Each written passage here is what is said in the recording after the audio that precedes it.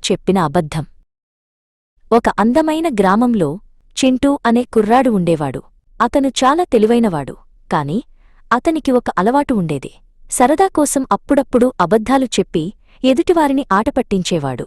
ఒకరోజు చింటూ తన ఇంటి ముందు కూర్చుని ఏం చెయ్యాలా అని ఆలోచిస్తున్నాడు. చింటూకి ఒక అల్లరి ఆలోచన వచ్చింది. తను అబద్ధం చెబితే అందరూ ఎలా స్పందిస్తారో చూడాలనుకున్నాడు.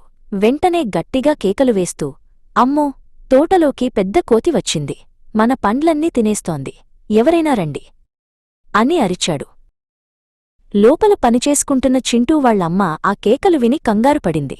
చేతిలో ఉన్న గరిటెతోనే వేగంగా తోటలోకి పరిగెత్తుకుంటూ వచ్చింది.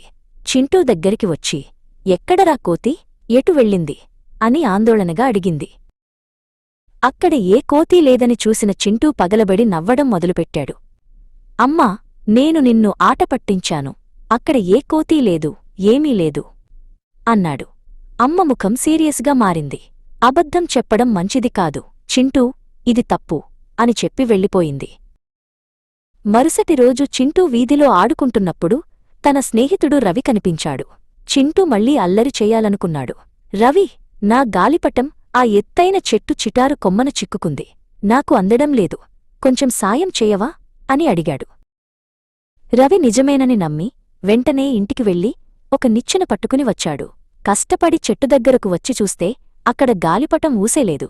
చింటూ మళ్లీ చప్పట్లు కొడుతూ, నిన్ను కూడా బురిడి కొట్టించాను అని ఎగతాళి చేశాడు. రవికి చాలా కోపం వచ్చింది.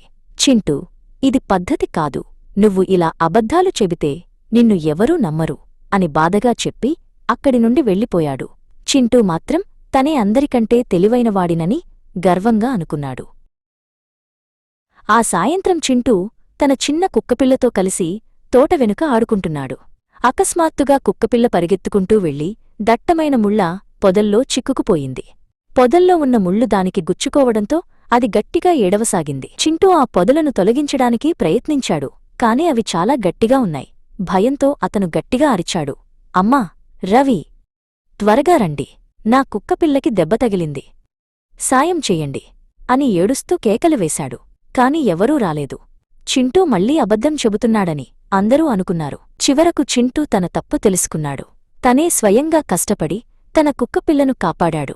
పరిగెత్తుకుంటూ వెళ్లి అమ్మను కౌగిలించుకుని, అమ్మా, అబద్ధాలు చెబితే నిజం చెప్పినప్పుడు కూడా ఎవరూ నమ్మరని తెలుసుకున్నాను, నన్ను క్షమించు, ఇకపై ఎప్పుడూ నిజమే చెబుతాను అని మాట ఇచ్చాడు.